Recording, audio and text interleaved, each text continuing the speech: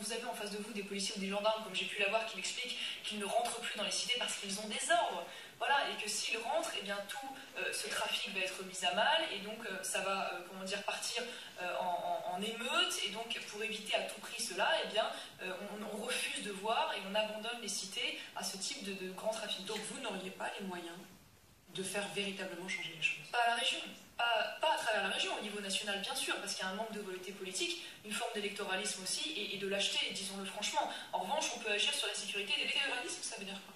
D'électoralisme, parce que quand je vois M. Valls, par exemple, se rendre au Muro, pour moi, il fait son marché électoral, voilà. Il n'y avait pas grand monde dans les rues, sincèrement, oui, mais c'est un symbole, voilà, parce que ça va être largement relayé, et puis je trouve que c'est assez humiliant, parce qu'on a, au nom de l'État français, on va s'excuser, mais s'excuser de quoi? Je veux dire, cet accident sur ces deux jeunes était terrible, je veux dire, des enfants qui meurent, c'est terrible, mais c'était un accident.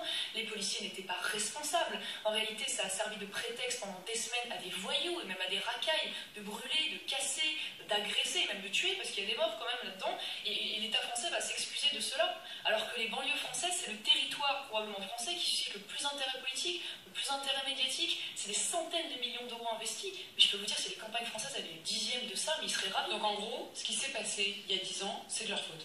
Non, c'est de la faute des quartiers. C'est pas de la faute du gouvernement. Non, c'est de la faute de personne, c'est un accident. Voilà, c'est un accident. Alors il y a l'accident au départ, et puis il y a les 3 semaines de neige. Et après, les 3 semaines de neige, c'est de la responsabilité de ces voyous, en effet, et de l'incapacité du gouvernement à réagir et à répondre. Parce que, en réalité, quoi, vous on aurait mis les moyens beaucoup plus importants en matière de sécurité, mais surtout on aurait apporté une réponse pénale, parce qu'il y a un sentiment d'insécurité totale dans ces cités. Mais la réponse quand vous parlez de la sécurité, quand vous voyez qu'aujourd'hui, par exemple, reparlons de Marseille, à Marseille, depuis l'année dernière, il y a 240 policiers de plus, et on voit que le bilan du problème, je vais vous dire, vous savez d'où il vient le véritable malaise des policiers? Il vient certes du sous-effectif et du manque de moyens qui est réel, mais il vient aussi du fait qu'ils ont le sentiment de vider l'océan à la petite cuillère. Ça veut dire qu'ils arrêtent les gens, ils élucident des affaires, ils se retrouvent systématiquement dehors parce que la justice ne fait pas son travail. Voilà. Mais pour vous, la réponse dans les quartiers, elle est, si je vous entends bien, à la fois sécuritaire et pénale.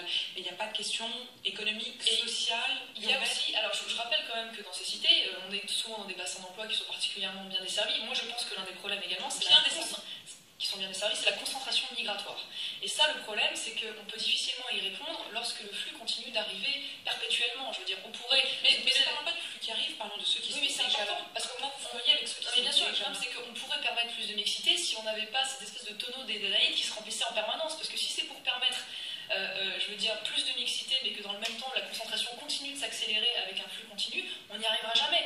Or, cette concentration, en effet, elle participe du communautarisme, elle participe de l'incapacité des enfants à maîtriser le français, parce que lorsque vous êtes dans une école et que vous avez 10 ou 15 nationalités différentes, vous faites comment? Mais là, Mariam Maréchal, vous êtes en train de dénoncer quelque chose, et puis effectivement, vous parlez de l'avenir, de la suite, c'est-à-dire de stopper effectivement ce flux qui arrive, mais ceux qui sont là, et qui sont français, et qui sont là depuis des années et des générations, ils sont là.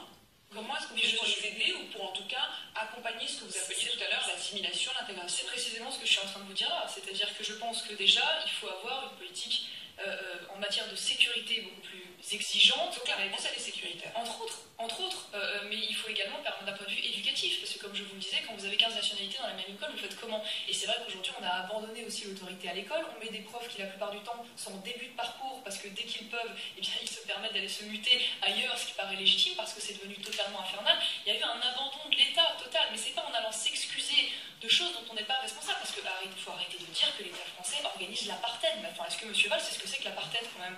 C'est l'organisation étatique de la séparation basée sur la race. Je veux dire, on n'en est pas là quand même, il ne faut pas exagérer. Une situation de fait, vous n'estimez pas que dans les faits, il y a une situation... Non, je veux dire, les mots ont un sens quand même. Je veux dire, aujourd'hui, lorsque l'on parle d'apartheid, on est en train d'expliquer que l'État français aurait une responsabilité directe, une volonté de créer la ségrégation. Prendre le poids exact. Quand même, c'est une situation de fait. C'est quand même ce que j'entends. Bah oui, mais le problème, c'est qu'à un moment donné, dans ce cas-là, il faut se poser aussi la question de l'immigration. On en revient toujours à la même chose. Parce qu'il y a un phénomène qui sont là.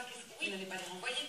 Non, pour ceux qui sont étrangers et qui n'ont plus d'emploi, il n'y a pas de raison qu'ils se maintiennent en France. En revanche, ceux qui sont français sont pour. Non, mais il n'est pas question de ça. Mais il est question, comme je vous le disais tout à l'heure. Je ne comprends pas très bien comment ça fonctionne.